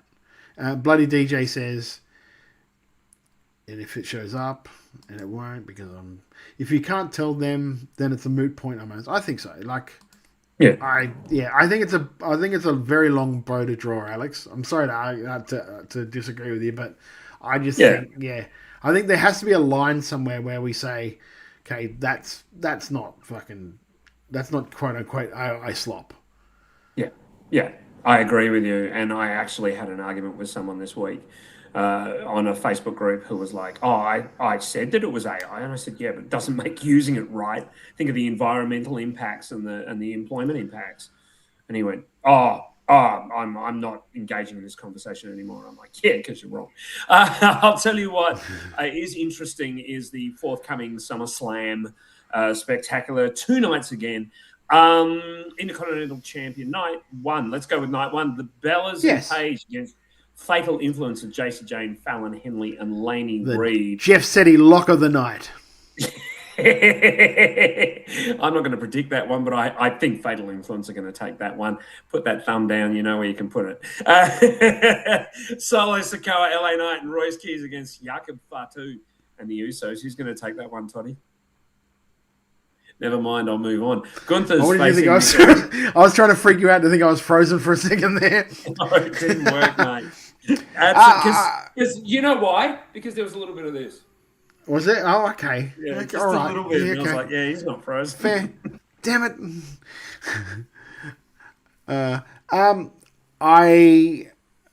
I think Fatu and the Usos might get it done, but I'd like to see Solo Sikoa win it because I enjoy this new wrinkle to his character.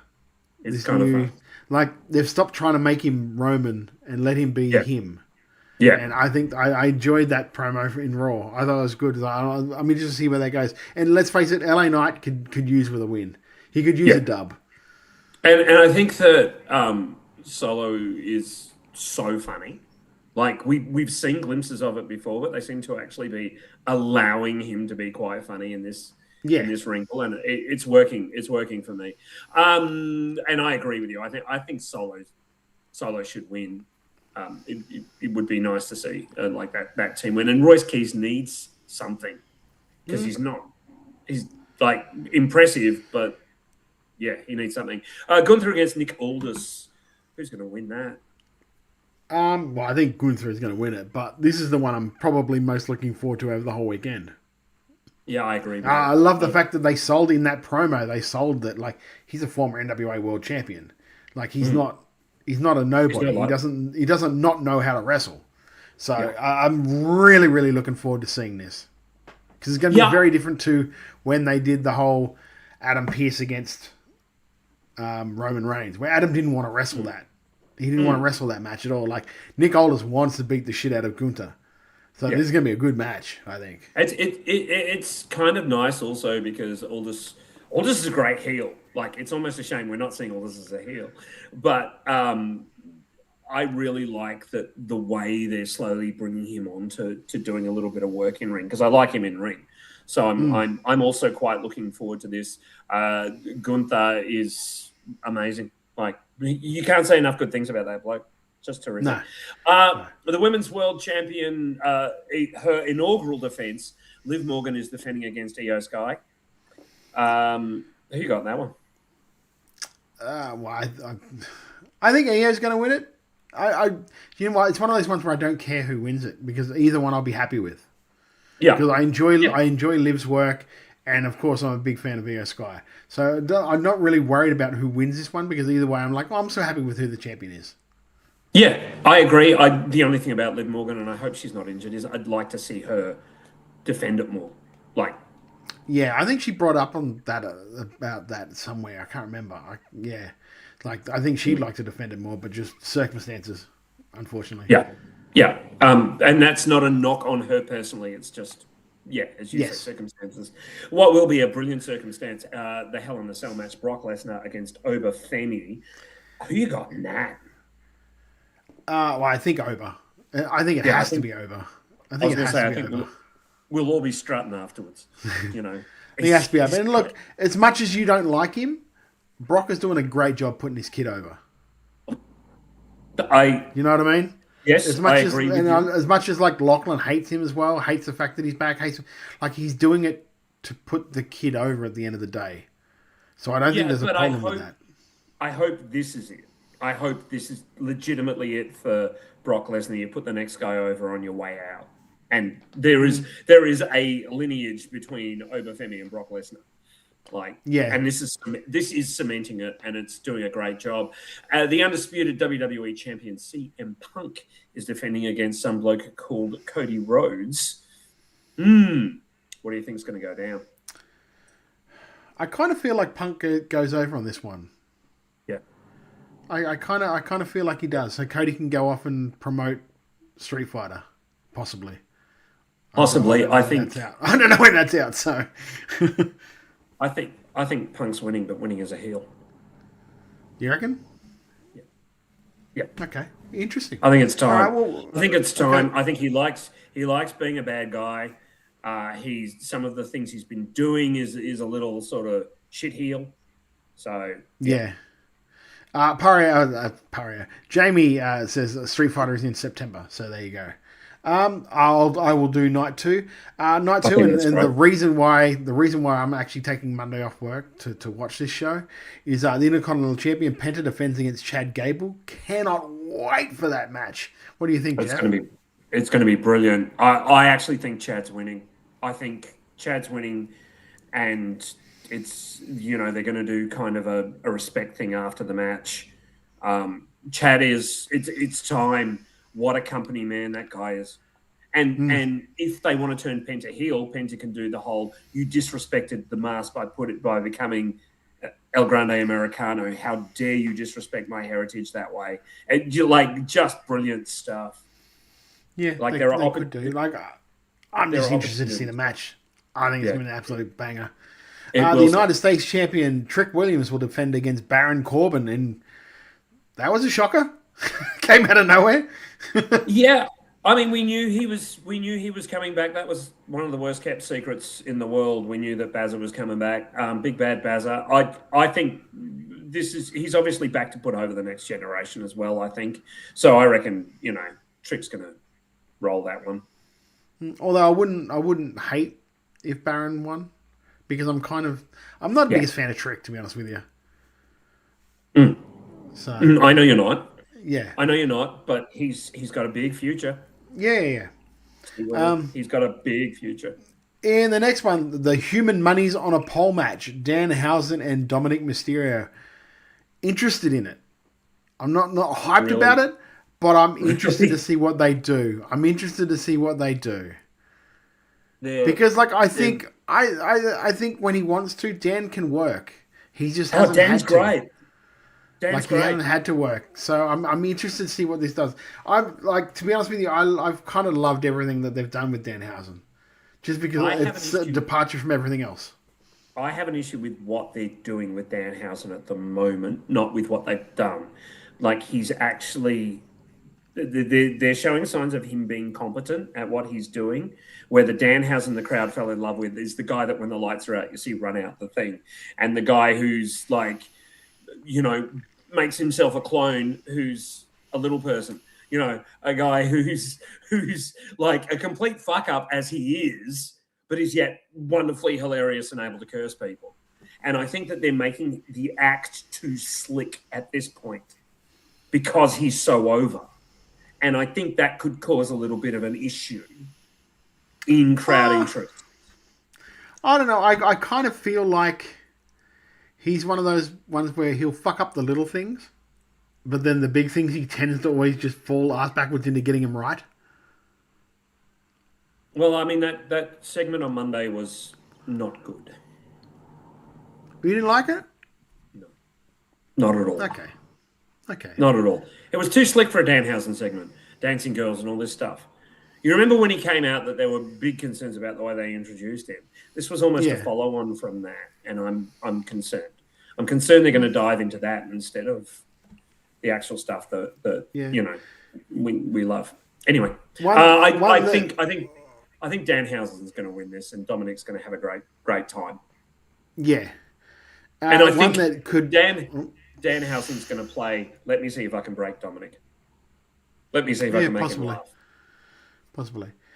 In what could be the sleeper match of the weekend, the WWE Championship number 1 contenders match, Sami Zayn taking on Finn Balor. That's going to be good. That's going to be good. Very... If they've given time and they've got their working boots on, that's going to be a good match. Yeah, I agree. I mean, the card is a really excellent one-night card over 2 nights, which is nothing new. Well, look, it's a strong night over. It's 6 matches, 2 nights, 6 matches for each night. I don't tell me where the really bad matches are in this. Besides the Bellas, which you're always going to say the Bellas because it's you. The Bellas. You're a sexist because pig. It's me. Because it's me. I'm also not thrilled with the clusterfuck ladder match. The women's ladder match. They were kind of backed into that corner, and it's only the interim. Yes, they were. Yes, they were, and it is for an interim title. Look, I think you're right. I think I'm being a bit cynical, but I think Zayn against Balor will be fantastic. I agree with you. Give it 20 minutes, and those guys will put on a clinic. Yeah, the cluster he is talking about, of course, is the interim WWE Women's Championship ladder match. Tiffany Stratton, Jade Cargill, Charlotte Flair, Chelsea Green, and either Julia or Lash Legend, which I think is going to get decided at SmackDown this week. So, I'm. You want Chelsea to win it. Of course, I want Chelsea to win it. I want Chelsea to win everything. Chelsea should be the world heavyweight champion. Yes, I want Chelsea to win it. I think I'm worried it's either going to go to Jade or Charlotte. I'd like to see someone different win it. And Chelsea can be hilarious and cute as a babyface until Rhea gets back and then get Healy again. And I think that works completely depending on how long Rhea is out for. But it's going to be Jade or Charlotte, which I guess that's why I'm a bit cynical about it. Okay. And the main event for night 2 is the World Heavyweight Championship match. Roman Reigns defends against Seth Rollins. It'll be a main event match. It'll be a good match. It'll be good. It'll be good. They're really trying to work it to make it seem like a lot more than what I think it is. But that's their job. It's their job to try and sell it like that. And I think they've been doing a good job over the last couple of weeks. So, that's that Sunday and Monday over here on Netflix. If you've got it, go and check it out. I don't know. I might do a night 2 watch along. I'm not sure. Haven't decided. We move from there to if I've got nothing else going on, I'll join you. Anyway, keep going. AEW. Yeah. Hey, Alex Firehart said, "Hey, did you know Seth and Roman both Seth and Roman were in the Shield?" I did know that. Jamie Jamie Cody says, and Roman win. They need the belts for Street Fighter Press. Yeah, quite true, Jamie. Quite true. Fuck off. Fuck off. October. We head over to Jacksonville, and today on Dynamite, The Demand, Ricochet, Bishop Khan, and Tia Leone defeated the Orange Cassidy, Kyle O'Reilly, and Roderick Strong of the conglomeration to become the new AEW Trios champions. So that happened. I don't know much else happened on Dynamite that was overly. I know there was a decent. Yeah, but Jamie, have you seen Collision yet? Apparently. Yeah, Jamie is questioning why there was no Motor City Machine Guns. So apparently, they may have appeared in Collision. Spoiler. AEW Redemption was on Monday, our time. They started an hour early and still finished at midnight. Yeah. It was a long show. Opened with the AEW International title #1 contendership 6-way ladder match. Mike Bailey defeated El Clon, Jack Perry, Commander, Nick Wayne, and the Beast Mortos in a touch over 20 minutes. I thought this was terrific. Bit of fun. The Young Bucks, Matt and Nick Jackson, defeated the Death Riders, John Moxley and Will Ospreay, in a good match. Kyle Fletcher beat Bandito, the double chain tag team match, and this is where they lost the crowd. The Dogs of Clark Connors and Stephen Finlay. No. They defeated the Bang Gang, Jay White and Juice Robinson. The AEW TBS title, Maya World beat Hikaru Shida in a title change. What didn't change hands was the tag title. Cage and Cope of Adam Copeland and Christian Cage defeated the Death Riders, Claudio Castagnoli and Pac. No holds barred. Jericho defeated Tommaso Ciampa. I managed to not fall asleep during that. The national title, Andrade El Idolo defeated Mark Davis in a great match. Boom. Check that match out. Really good hard-hitting match. Willow Nightingale defeated Tekla to win the AEW Women's World title. Enjoy the reign, Willow. Not going to have it for long, but enjoy the reign. And in the AEW World title, Kenny Omega defeated Kevin Knight in a very, very good match. What was interesting was after the match, Kenny turned heel. Kenny absolutely turned heel, and it was really well done. I don't know about you. I don't know if you've seen the show yet, Todd, but I did spend a few minutes going, which one of them? Which? Oh, Ospreay's turning heel. No, Ospreay. Oh, he's gonna hit him. No. Yeah, it was just great. It was so well done. I don't know why they did it though. Why couldn't you have two, a babyface and a babyface versus babyface, when it's those two guys? I think they did it because Kenny's going to get booed in England anyway, so you may as well make him a heel. Like, just make him a heel. He's going to get booed in England. They spent so much time like making him the babyface. It's just, it felt like this show was like, it felt like on this show there were going to be no title changes, maybe one, maybe the Andrade title change. It felt like there was going to be none of that. But then when people were poo-pooing the show and saying, oh, why are they doing this? But this is the main event. But Tony's just gone, oh, fine then. I'm going to change heaps of titles. Yeah. Because I agree with you. Maya World, that should have been at All In. Yes. You could tell that beautiful story all the way up to All In. Yep. And have her win the belt then. I understand you want to do Willow and I almost said Sasha. Maya, and Monet at All In and that sort of stuff. But still, it's like, okay, you won the world title on like AEW In Your House Redemption. How much did we just? Because that's what it felt like. How much did we just become like an old people's home for a few minutes there when we were trying to remember Monet's name? Yeah, I know. I blame mine. I blame mine on CTE, so I don't know what yours is. Mine's CTE. Todd, what do you think mine is, mate? Okay, fair. That's fair. Yeah, look, Bandito's becoming awfully close to that guy that gets very close to something but never wins it. Aside from the Ring of Honor title, of course, because he's still what a match! What a great match, though. Like a terrific match. I think that it kind of Don Callis is adding nothing to Kyle Fletcher at the moment, in my opinion. Well, who's he adding to anybody, really? He came out at the end and did the big hug and stuff and got a little bit of heat on him. But it's not like Kyle is good enough to get booed by himself. Andy Man Savage says, I thought that the Redemption was the weakest AEW pay-per-view in years. The crowd seemed to agree. The crowd got lost. They lost the crowd during the Dogs match, and they came back during Cage and Cope until Cage and Cope. They've just got to retire those two. And then they came back for Andrade. They did not seem interested in Jericho at all, despite Jericho being from Canada. You mean the Painmaker? Yeah. They weren't interested in the Painmaker? I don't believe that. He used a drill. Thank you, at sarcasm.com. The most interesting thing I found was like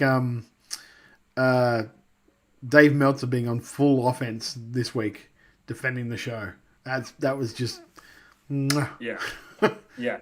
Although, to be fair, the Young Bucks match as well against Ospreay and Moxley was quite good, but it was always going to be. Yeah, Jamie asked the question, the Foley moment, thoughts? The Foley moment, barking like a dog. Yeah. Yeah, I think Foley could you imagine how much Twitter would have exploded if he had done that on a WWE pay-per-view? They had the hardcore legend barking. Yeah. I watched it and went, yeah, well, that's slightly awkward. That's something that happened. Yeah.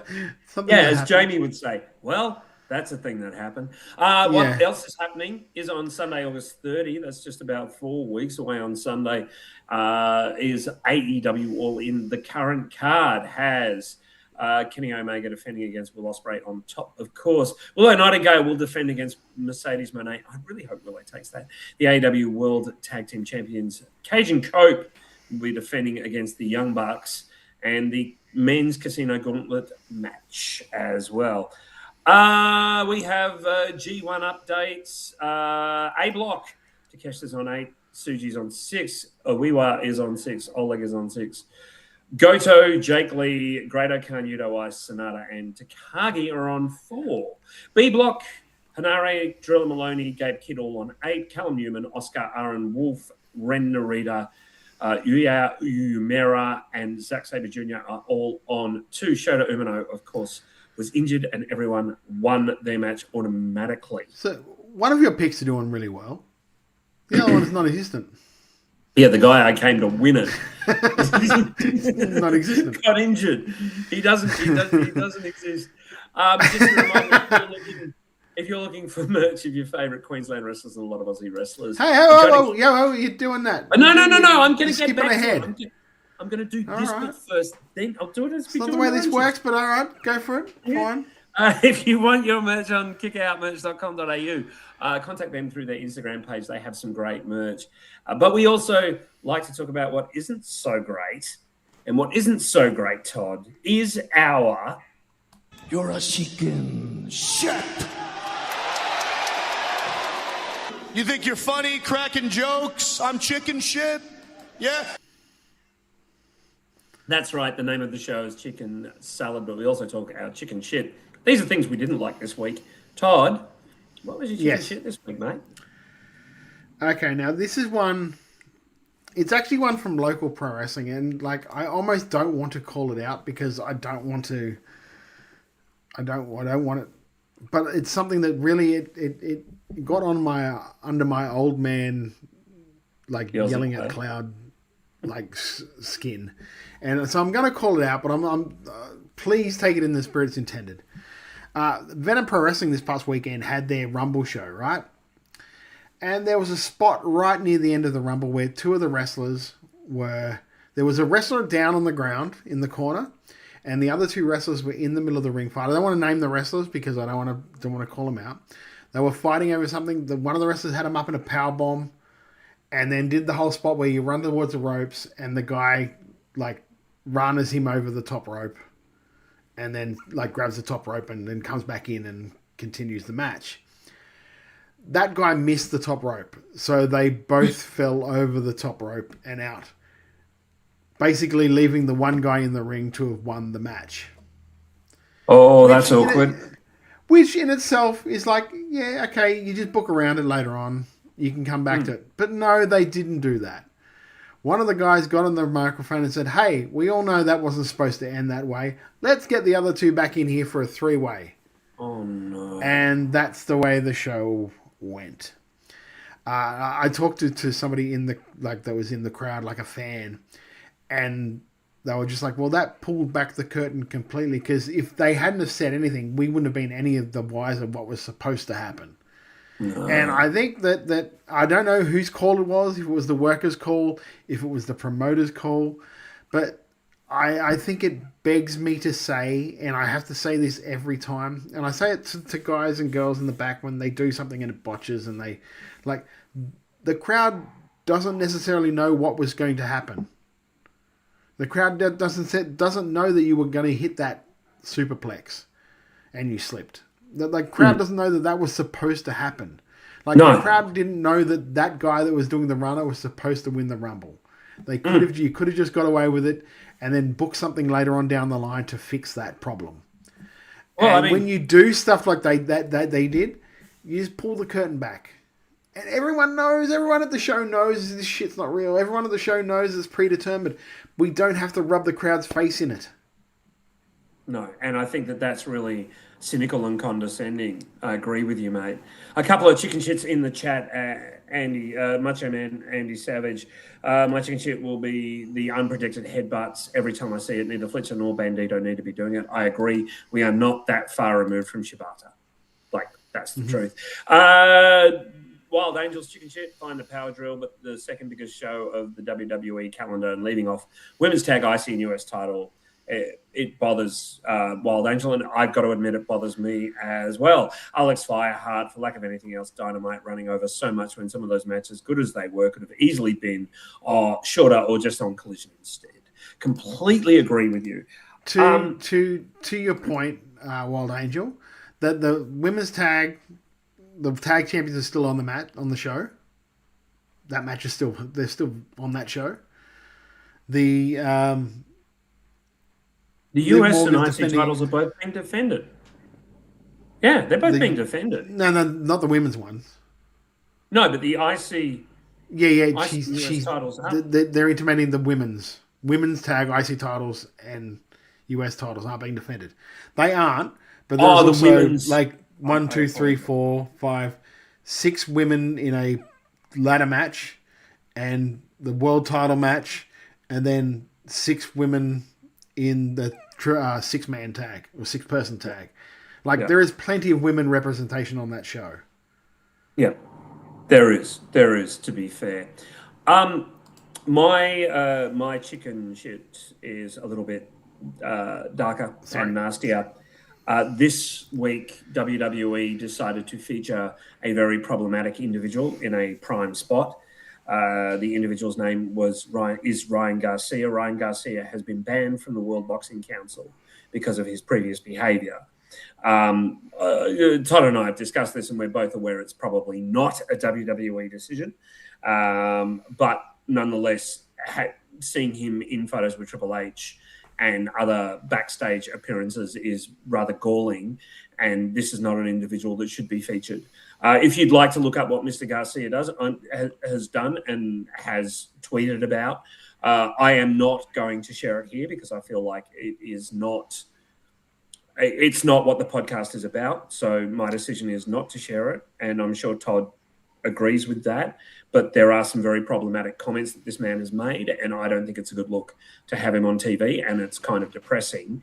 And it probably did slate me a little bit against the Danhausen skit a little more than I would be. I concede that, but I think that it's just really a shame to have this, in the go home Raw for SummerSlam. But that's a TKO Zuffa boxing call. Almost certainly. Certainly. I know that. So it's like, I fucking hate it, but this is what we're fucking dealing with. Yeah, and I'm not going to. And Bloody DJ says controversy sells, unfortunately, which is true. That's quite true. Another small chicken shit, and it's me related, not wrestling related. Those of you watching see that I'm proudly wearing a Goodies t-shirt.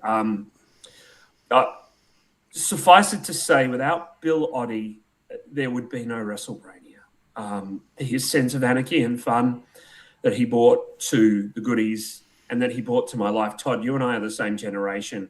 I know you were probably the same as me. You get home from school, you do your homework, 5 o'clock, Monkey Magic, 6 o'clock, the Goodies, 6:30, Doctor Who. And it was just everyone. Like, everyone at school would do that. And ABC kept that line up for about 20 years. And, I've got a hard drive, the whole Goody series. Yeah, so do I. And I've been watching a lot Banana of Man. Yeah. Banana Man and the Goodies and to Bill Oddie, who was not just a fantastic comedian and writer and singer and drawer. He also cared a lot about the environment and wildlife. And, you know, as I say, without Bill, there'd be no goodies, but there'd also clearly be no WrestleBrania. So to Mr. Oddie, when and if we come back, and we are coming back, but when we come back, our first performances will be dedicated to your memory. Thank you very much. Yeah. Somebody put Graham Garden in a Perspex glass, please. Yeah, please. It's the only one we got left. please keep him safe. I will add, this is the first time I've ever not worn a wrestling-related shirt on the show. So that just tells you how much Bill Oddie and the goodies mean to me. Actually, but it can't. I want that shirt. Oh, thanks, man. I saw it in Sydney. I saw it in the shop in Sydney and went. Is that the one where the tricycle one? No, it's just the goodies. I want the tricycle one. It's the authentic, as Bill wore most weeks on the show. But we can't always have bad news. We need to have some good news. And with our good news, we talk about our chicken salad. Todd, what's your chicken salad for the week, mate? This chicken salad really is the bomb. After you play the Sting? That I remember to play the Sting. That's chicken salad. There was, and I know that WWE Unreal is not really a reality show. Like it's not. It's scripted reality. But there was a scene in it which I just really loved. It was Obafemi coming out to, I believe it was WrestleMania. I can't remember off the top of my head. And it was just Triple H explaining to him what this is. And he was just like cameras in the same place, hard cams in the same place, just the same box. You're wrestling in the same sized ring. You're just wrestling in a bigger box. And if that doesn't distill wrestling down to that doesn't matter how many people are in front of, it's still the same thing. You're still wrestling in front of you're still doing this in front of this camera, that camera, and you're working in front of just working in front of a lot more people. So just do what you always do, because that's why you got here. That little piece, that 2-minute scene almost made that series for me, because I thought that's the perfect analogy. Doesn't matter where you're wrestling, how many people you're wrestling in front of, it's still the same thing. You still work at the same. You still put out the same. Yeah, it was. I agree with you, despite being heavily scripted, and we know it is, and if not scripted, then very guided. I agree with you. I think that's a lovely sentiment and a lovely moment. Macho Man's chicken salad. Sorry, the Brooksy interview. Loved hearing about Ring of Honor, the Ring of Honor opportunity. And he talks me into the next MCW show in case it's the last time. Bloody DJ, of course, has also shouted out White Bay coming back. Todd, is White Bay coming back? We are, mate. Thank God for that. For the next 2 weeks. Cannot wait to cheer and boo. Have a bloody great time at a live wrestling show again. And chicken shit is Lachlan's internet. Yeah, it's been pretty bad for Paul Locke tonight. Alex Fireheart's chicken salad, Willow winning the big one finally and becoming the first Triple Crown Grand Slam champion on the women's side of things in AEW. People were so convinced she wasn't winning, but Alex held out hope. They're shocked they didn't get emotional, but they were over the moon either way. Yeah, it was a lovely moment. I'll tell you what I'm going to shout out. And behind this, I don't think Lachlan's internet is actually broke, because I'm shouting out Robbie Thorpe. And I'm shouting him out because last night on his Instagram, Robbie put up a post crediting CBTM, Vincent Di Maria and Snacks, and another worker too. And another worker as well, for driving to Melbourne on Friday, doing a PCW show, driving to Wagga on Saturday for the Slam Wrestling event, and then driving back to Adelaide. Like leaving immediately as soon as the main was done and they said goodnight, and then driving back to Adelaide. And what Robbie then asked was, who's travelled the furthest, who's done the most for wrestling? And while he kept the answers anonymous, a few you could kind of work out. but it was such a beautiful interaction between Robbie and other wrestlers that kind of allowed the fans and others a glimpse in. And I just thought, good on Robbie for shouting it out. Good on Vincent Di Maria, Snacks, and I can't remember who the third one was, so I very much apologise. But good on them. He got me a good one because he made it so you couldn't download the reel. Yeah. Because I wanted to download it to play it because I thought it was such a good post. But it was just beautiful. I sent Rob a message going, well, there's my chicken salad, mate. And he came back. Typically, he is quite a humble guy, and he came back with, well, you know, as long as someone mentions Waller's promo, which is exactly what Wild Angel has done here. Their chicken salad is Grayson Waller giving the pipe bomb moment. Hopefully that's a harbinger of good things to come. Yeah, couldn't agree more. You know where good things come. It is every Thursday night here at twitch.tv/Wrestle Radio Australia. And I tell you what, if you haven't already, make sure you subscribe to WRA. It's free, and you can do it on YouTube, Apple Podcasts, Spotify, Twitch, Podcatcher, anywhere else you get your podcasts from. If you do stop by Apple Podcasts, give us a rating and review while you're there. If you can give us 5 stars, that helps us get to more people and into more ears. Our socials are Wrestle Radio AEU for Twitter and Instagram. Todd is at Beast Eastman. Lachlan is at Lachlan Albert. I'm at Wrestle_Brania. You want to ask a question, Todd? Yeah, mate. What's going on with WrestleBrania? WrestleBrania, we are, as I said last week, we're in front of PAX. Who knows what's going to happen? You're going to hear it here first either way. We're really hopeful to come back this year. And don't forget that Wrestle Radio Australia merch is on Redbubble, and the proceeds don't go to us. They go to Beyond Blue and Gotcha for Life, 2 really, really important mental health charities. Again, go to kickout.com.au for merch of your favourite Queensland wrestlers and also wrestlers from all around the country. If you want merch on your site, then contact them through their Insta page.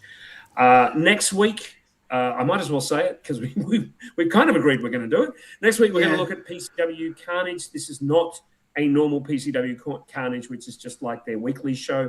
It's a night of hardcore and weapon action down there in Ferntree Gully. Well, you can say which one it is because you already we're going to talk about it. So it's the one where Murdoch wins the title. Or was it the Ignition? The Ignition title, and Anthony Dangerfield wins the national title. It's a great show. It's on their it's on the PCW network now, and we're going to be looking at it next week. Todd, anything else to add aside from your excitement about Wide Bay coming back, brother? No, I might do a watch along tomorrow night. I don't know. I'm not too sure. I'm a little bit burnt out, to be honest with you, at the moment. I've been doing a lot of shit everywhere, and especially with the comeback of Wide Bay, it's mean that I've just like a lot more other stuff has been put on my plate to have to deal with as well. So last week was unfortunate because I was without internet for nearly 48 hours because it's real fun because I live in an area that is a developing area, like there's constantly new like developments and land things going up and blah blah. So there's always some idiot who slices a cable every now and then. Basically, from what we could ascertain, somebody put a backhaul through a like fiber optic cables, so they had to reattach those cables, and that's what took 48 hours. So it was fun. I done the smart. I do want to shout out what Wild Angel said, dozens of hours of wrestling content per week. They can't keep up. The ongoing salad is Wrestle Radio Australia for keeping us informed regardless of internet issues. Yeah, we missed you last week, mate. We really did. But I still got work done. I still went and interviewed Brooksy, and I got work done then. You did. You did. Keep an eye on our socials because we're constantly coming out with some new stuff every week, be it interviews, be it Todd's watch-alongs, be it things like that. We hope to have the full regime next week. I think Jamie's back from the moustache duties. Lachlan's back from hiding from Robbie Thorpe, and you and I are here almost every week. Yeah. Sorry, you might have missed it, mate. I'm not sure yet. So, because, a big weekend this weekend. 2 nights of SummerSlam. I desperately want to go and see Spider-Man. So, to be perfectly honest with you, so I've heard I it's might be doing that. I've heard it's really, really good. I've heard it's really good. Yeah. So I think we opened with Moustache. Let's close with two bearded gentlemen. On behalf of Todd Eastman and Lachlan Albert, I'm Jeff Setti. Have a goodie one. Trying to make chicken salad out of chicken shit, and it was just awful. I've turned chicken salad into chicken shit. I will continue to do so. Making chicken salad out of chicken shit. Make chicken salad out of chicken.